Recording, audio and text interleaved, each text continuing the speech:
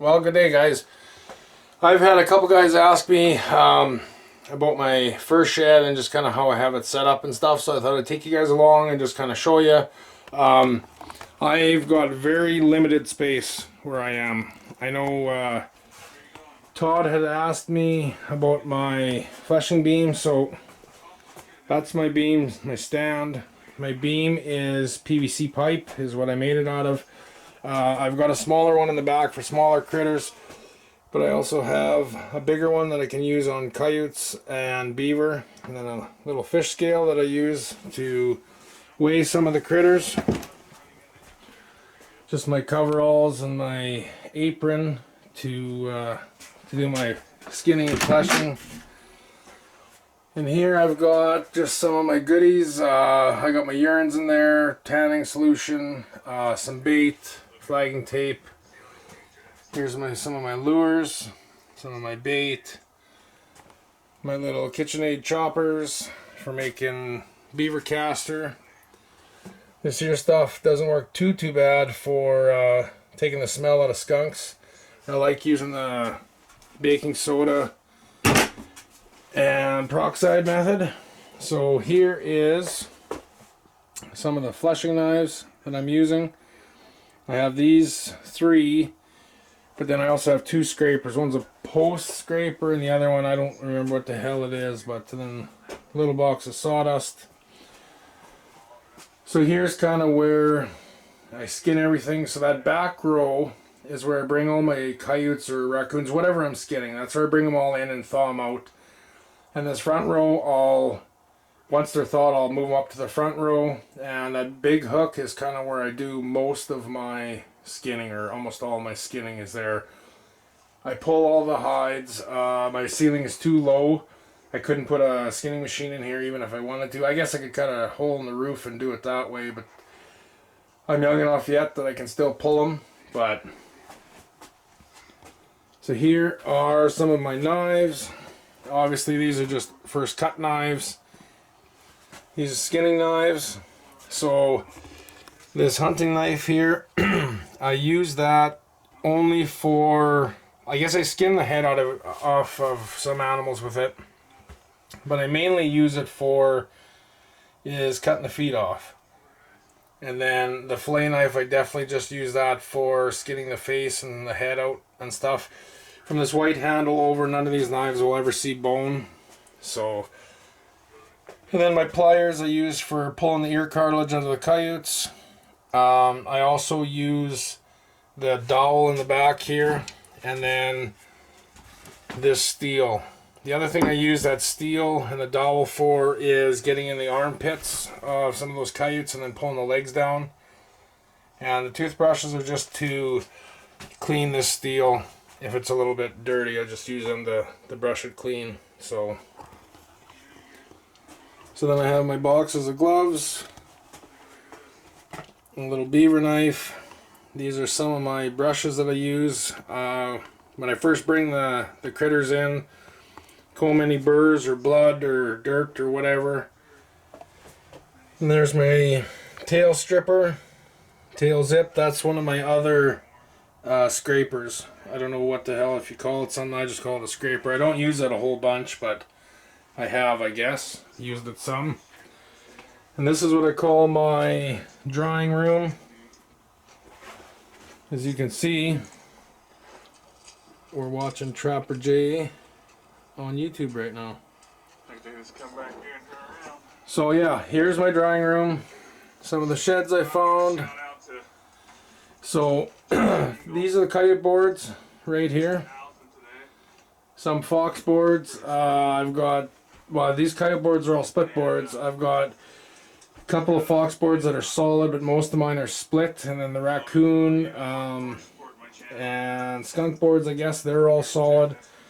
The mink and ermine or weasel, if you want to call them that, they are all solid boards. And here's all my belly boards, and they're just a 4-foot chunk of 3/4 inch by 3/4 inch, and I just ran them through a router just to clean the edges off and then sanded it just so nothing is sharp. Here's the snare wire that I'm running, 1x7, 3/64. I buy it all in spools. This is the anchor wire. This is 5/64, I believe. And that's just my snare belt. Carries my tie wire on there. I carry my pliers, extra anchors, extra clips, you know, all that kind of things you gotta take with you on the line. Here's my little Ram 2s that I started building some snares for them. Then I've got some more cable here that I use for the big stuff anyways. I use for drowners for beaver. And then just my gloves I'm going to be using for trapping.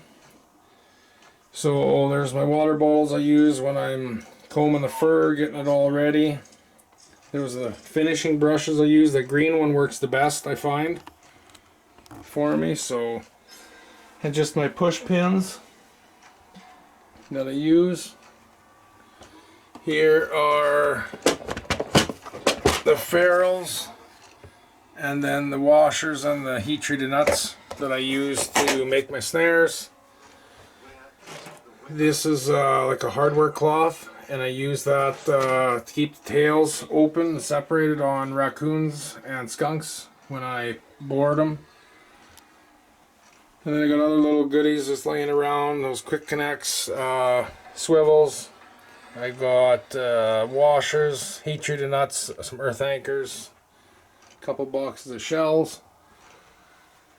So here's where I have those hooks for the coyotes, and then right behind that I've got two rails that run, they're just wired to the roof basically, and I hang all my beaver caster in there. That's how I dry all my caster.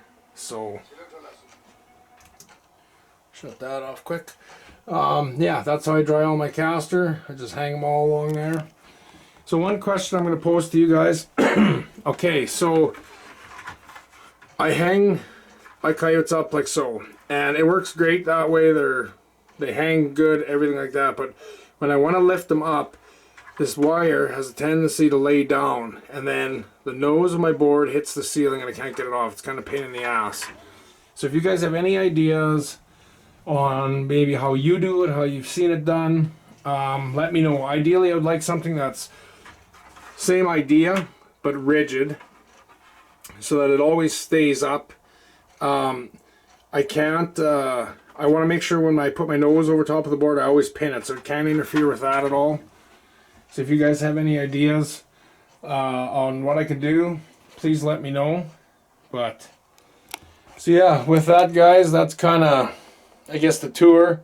As you can see, it's not very big in here. It's pretty small. The back of my garage isn't heated, and I don't want it heated, I guess, because that's where I hang all my fur, or my coyotes when I bring them in. But I guess once my fur is done and dried, I hang it in there as well on fur racks or fur hooks. So the other thing I have here's some dry dirt. I'm going to wax it here in probably a month or so. I don't know. I might actually wax this dirt sooner. I was going to kind of do all the waxing all in the same day. Just take a day and do it, wax all my traps, and then wax this. But I might actually do this sooner and just get it ready. And there's my railroad iron. I use that to pound my ferrules shut when I'm making my snares. So maybe someday I'll invest in a swager.